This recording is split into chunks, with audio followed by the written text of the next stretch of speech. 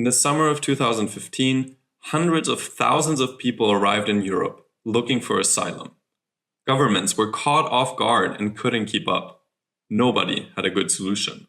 That September, unable to agree what to do with all these refugees, the Council of the EU did something it almost never does. Something that newspapers called the nuclear option. Something that helped topple the government in Poland, change the constitution in Hungary, and push Britain out of the European Union.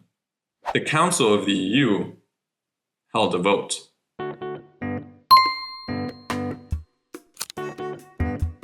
Welcome to Catch the Eye Politics, where we explain how European politics really works.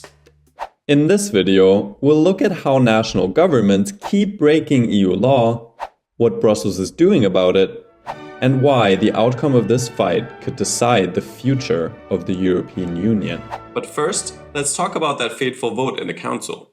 To understand what happened and why, we have to understand how the Council of the EU works. In a nutshell, the Council is where the national governments of the 27 EU member states get a say on new EU laws and decisions. The Council of the EU should not be confused with its big brother, the European Council, by the way. That's where the prime ministers and chancellors and presidents of the 27 member states get together. Technically, there are 10 separate councils of the EU, because different politicians are responsible for different topics. Like in your own country, right? You have a minister for finance, someone else for the environment, and maybe even someone for churches. It's like that. In fact, it is that.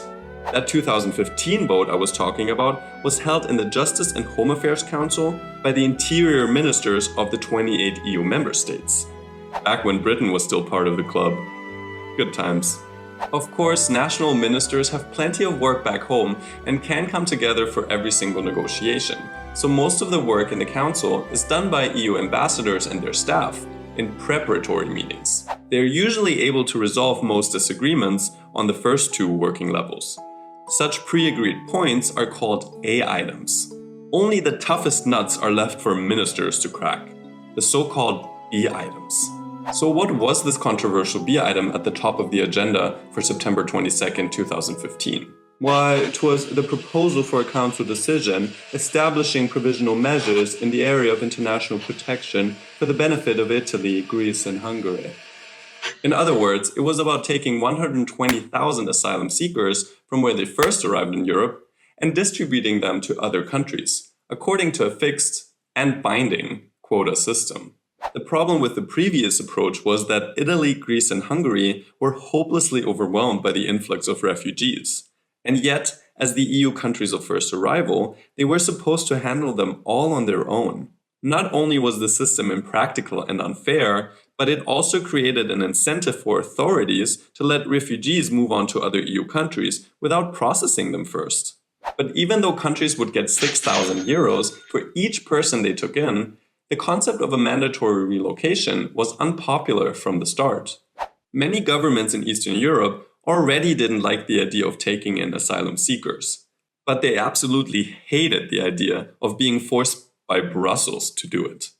So much so that Hungary was against the initial proposal, even though it would have moved 54,000 refugees out of the country.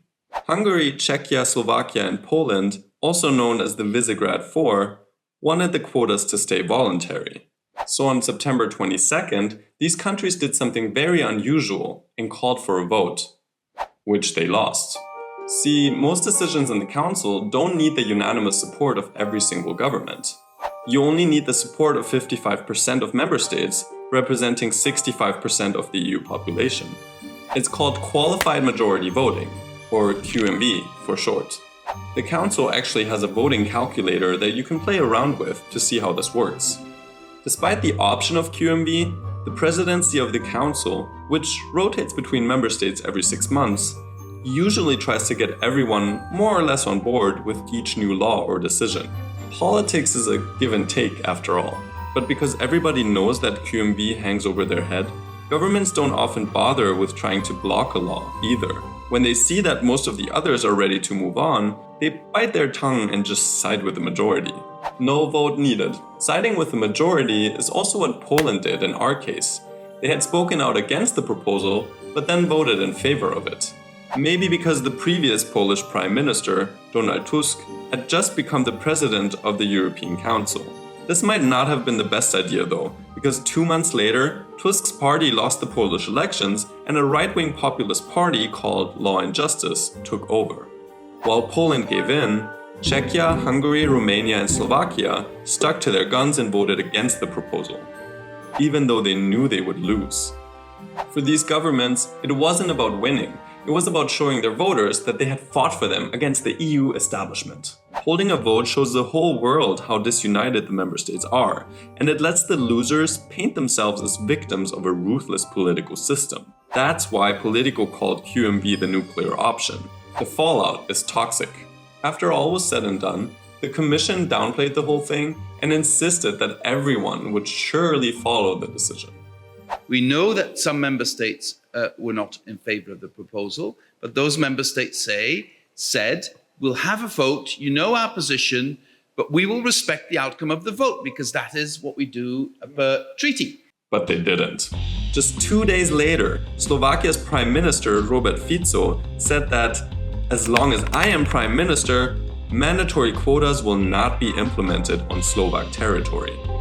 Interestingly, almost nobody ended up keeping their promise in this messy affair. A 2017 report by the European Parliament found that Slovakia had pledged to take in 30 people, of which they had actually welcomed 9.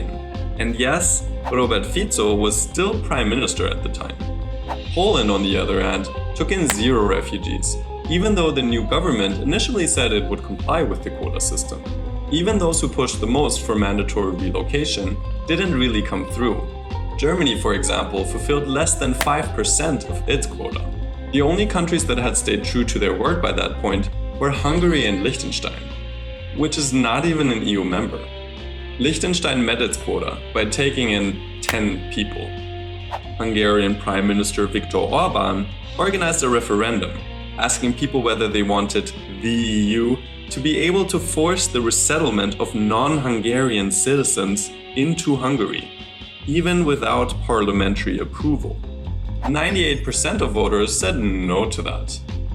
But only 44% of the country actually took part in the vote, which meant that the results were legally invalid.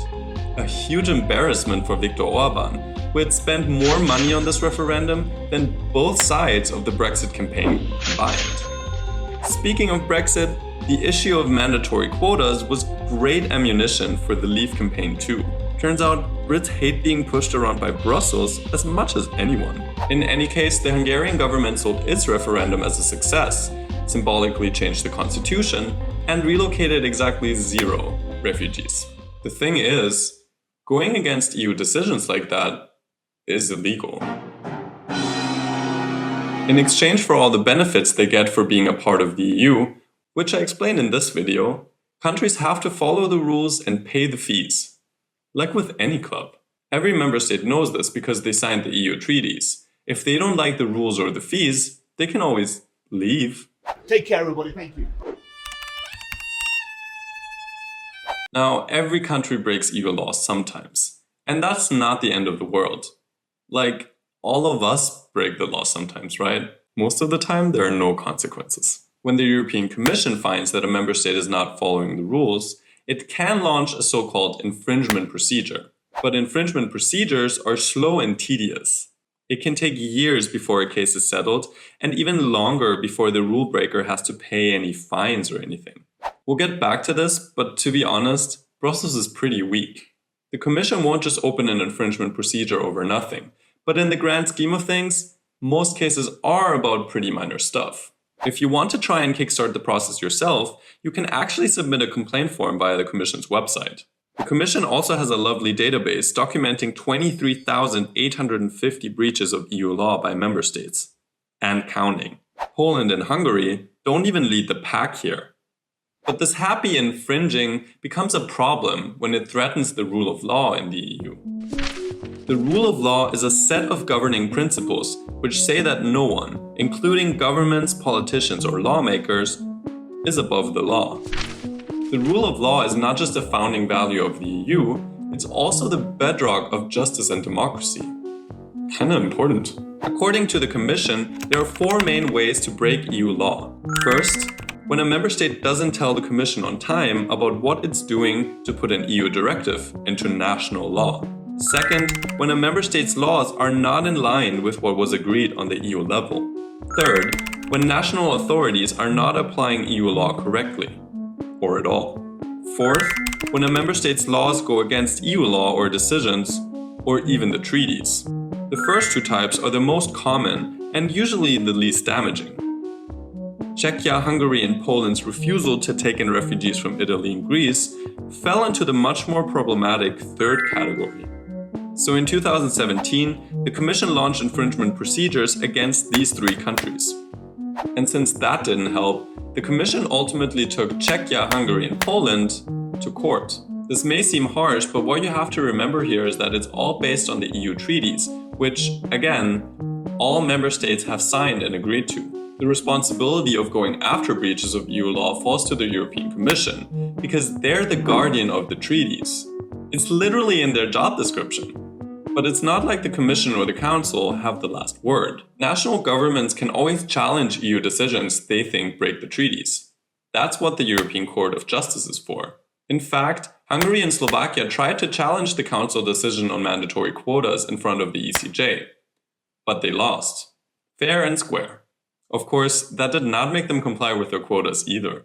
And neither did all the reminders and warnings from the Commission before the big lawsuit. The example of Austria shows that it didn't have to end this way. When the Commission launched infringement procedures against Czechia, Hungary, and Poland, Austria had also not relocated any refugees yet. The difference is that after a few warnings, Austria at least pledged to take in 50 people from Italy, while its neighbors refused. This conflict was more about sending a message than finding a few more spots to put refugees. Otherwise, the Commission could have sued almost everyone. Maybe they should have. As usual with court rulings, the ECJ took years before it reached a decision in the case against Czechia, Hungary, and Poland. And yes, the judges were very clear that the 3 countries were indeed breaking EU law. But by that time, the EU had long accepted that relocation quotas didn't work, and moved on to a strategy of stopping people from reaching the EU in the first place, using extremely questionable and sometimes illegal methods. You can clearly see that in the EU's reaction to the recent rise in refugee arrivals to Italy, and the new asylum deal. But that's a story for another video. When the ECJ finally published its decision in April 2020, refugees were the least of the EU's problems, as you might remember. And in the meantime, the EU's relationship with Hungary and Poland had completely fallen apart. See, migration policy isn't the only area where these countries are questioning the rule of law in the EU. Hungary has lost a bunch of court cases on the independence of national courts and universities, and the rights of NGOs and migrants, for example.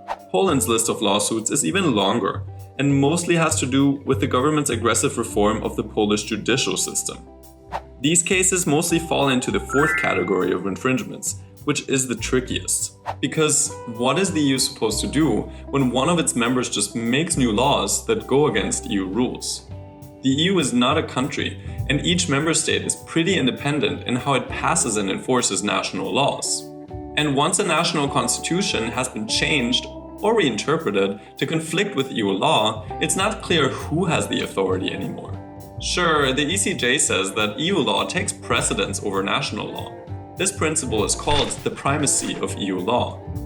According to this, when there's a conflict between EU and national law wins. But that debate is far from settled, and the real rebel here is not Hungary or Poland, it's Germany. In 2020, Germany's powerful constitutional court issued a ruling that, how do I say this diplomatically, ripped the idea of primacy to shreds. There's now an entire body of literature analyzing every last word of this ruling, but the German judges basically called a previous decision by the ECJ legally invalid. They're not supposed to do that. Many experts saw this as an unprecedented attack on the EU's legal order. But of course, Poland didn't take long to do one better. In 2021, the Polish Constitutional Court turned the idea of primacy on its head and ruled that the main EU treaty was actually in breach of the Polish constitution. With the help of Germany, Poland basically invented a whole new way of breaking EU law. That's not good. At this point, you might be wondering how national governments keep getting away with their shenanigans. Well, first of all, Brussels is doing what it can to punish them. It just can't do all that much. It can't tell national lawmakers or judges to do anything. It can't kick a member state out of the EU. It can't send in the military. I mean, it doesn't even have one. This is by design. It was national governments that built our fortress Europe after all. And they weren't gonna hand over the keys to some pesky technocrats in Brussels. It's the whole reason the Council of the EU and the European Council exist in the first place, to stay in control. To sound smarter, political scientists call this intergovernmentalism, cooperation between governments. Unlike supranationalism, which empowers bodies above the national level, like the European Parliament, intergovernmentalism protects national sovereignty. But keeping so much authority at the national level also means that you have no way of keeping any one member state in line, even if they're breaking all of the rules. It's anarchy, baby! National sovereignty cuts both ways. You get to control what happens inside of your borders, but you can't interfere in what happens elsewhere. Which is fine, because if you ask Hungary or Poland, the whole rule of law debate is just a political witch hunt anyway. And national governments always know best. Of course, none of this was ever supposed to happen. When politicians were writing the EU treaties all those years ago, they thought that one by one, countries in Europe would become democracies, join the EU, and poof, end of history, everybody lives happily ever after. Maybe one member state might eventually need a friendly reminder to stay democratic and avoid backsliding. Democratic backsliding happens when a government deliberately undermines institutions, closes civic space, and restrains the media. European leaders knew that only Brussels could stop this from happening, but they did not want to risk their national sovereignty. So instead of giving the European Commission strong tools to prevent and reverse democratic backsliding, they came up with a mechanism even more slow and tedious than infringement procedures. This mechanism goes by the frightening name of Article 7. Article 7 is complex and convoluted, but in case you're interested, I've linked some explainers in the description. In my opinion, the only thing you need to know about Article 7 is that it's useless. See, to trigger sanctions under Article 7 against a member state, you need all the other member states to agree. What the authors of the treaties could not imagine was that there could be democratic backsliding in 2 or more EU countries at the same time, and that they might protect each other from any consequences. Since everybody knows that Hungary and Poland can veto sanctions, the Council hasn't even bothered to hold a symbolic vote on the issue. So for a long time, not much happened to protect the rule of law in the EU. Until recently. If Brussels was naive in the past, it's become pretty self-confident now. In 2021, for example, the ECJ ruled that Poland would have to pay a fine of 1 million euros for each day that it continued to ignore the ECJ's decisions on the judicial reforms. Unsurprisingly, Warsaw refused to pay that fine. But the European Commission actually started taking this money out of Poland's EU funds. That's a bit like getting your pocket money docked by your mom. After Warsaw implemented parts of the ECJ's ruling, the fine was first lowered to 500,000 euros per day, and then stopped completely. But the total penalty of 550 million euros was not cancelled. Of course, in the grand scheme of things, that's peanuts. But this is only one of many potential fines against Hungary and Poland that the ECJ is currently considering. And they're just the tip of the financial iceberg. Remember 2020? While most of us were still stuck at home, EU leaders were already putting together an 800 billion euro package for the post-pandemic recovery. The Commission saw this huge pot of money as the perfect chance to make some demands of its own. So together with the governments, they worked out a list of targets and milestones for each member state. And since Brussels is in charge of handing out the cash, countries actually have to follow through with them. Take that, national sovereignty. And Hungary and Poland will first have to meet a bunch of milestones before they see any of their recovery money. Most of these milestones deal with the rule of law situation and are due this year. Next, EU leaders also gave the Commission the power to hold back funds from the regular EU budget when it sees a risk of corruption or misuse. Poland is not affected by this, but for Hungary there are billions on the line. After months of talks, the Commission and the other member states decided that Budapest couldn't be trusted with this money. Viktor Orbán now only has a bit over a year left to change their minds before the funds are lost.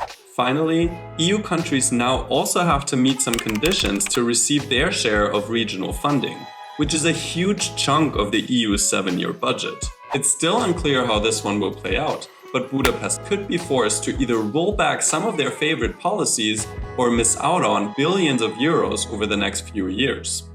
For Poland, the stakes are even higher. But as you might have heard, the days of the current government are numbered anyway. Remember Donald Tusk? He's back and likely to become prime minister again after the Polish opposition won the elections against Law and Justice on October 15th. It will take a while before his new government can put Poland back on track, but there's a lot of reason to be hopeful. All of this sounds great for the rule of law, but let's not count our chickens before they hatch. For now, Budapest continues to resist this new pressure from Brussels, so the fight is not over. And since the EU iceberg is all about money, there are some blind spots where things might still get worse, not better. Besides, a lot has happened since September 2015, and Hungary is no longer just voting against EU proposals for the symbolism. Especially since Russia invaded Ukraine last year, Hungary has been making lots of use of its veto power in the European Council. See, decisions in the European Council need the support of every single government, from Germany to Malta to Hungary. Same goes for the Council, by the way, if the topic is taxes or foreign affairs. No QMV there. So every time EU leaders discuss new help for Ukraine or sanctions against Russia, Viktor Orbán reminds them of his friendship with President Vladimir Putin and of Hungary's veto power. Thanks, national sovereignty. With nothing to lose, Hungary could also start blocking decisions in unrelated areas, like Ukraine and Moldova joining the EU, or migration policy, of course. What's more, other EU countries may soon copy the strategy to get what they want. Remember Robert Fico, the Slovak version of Viktor Orbán? Well, his party just won the general election in Slovakia, and he's set to become prime minister again. And who knows which anti-EU politician might come to power next? That's the problem with the European Council. It's always just one national election away from disaster. With all this blocking and blackmailing ahead, it may soon be hard to get anything done in the EU. Which really begs the question, where do we go from here? In the face of borderless problems like war, mass migration, and climate change, can Europe really hang on to national sovereignty? Or do we need to finally give the keys to those pesky technocrats in Brussels and pray that they will live up to the task? This much is clear. If we want Ukraine and the other candidate countries to ever join the EU, reforms are unavoidable. The European Parliament recently made a detailed proposal for what a more united EU could look like. And Commission President Ursula von der Leyen at least said she was open to updating the treaties. But let's be honest, most national governments want nothing less than to give up more power to the EU level. And they're the ones who would have to approve the new treaty. So we might have to keep working with what we have. That could mean a lot more fighting. But at least it's with words and not with weapons. But what do you think? What should the future of the EU look like? Let us know in the comments below. And don't forget to vote, whether it's at the national level or in the European elections next June. It's your best chance to influence the future of the EU. So you better use it.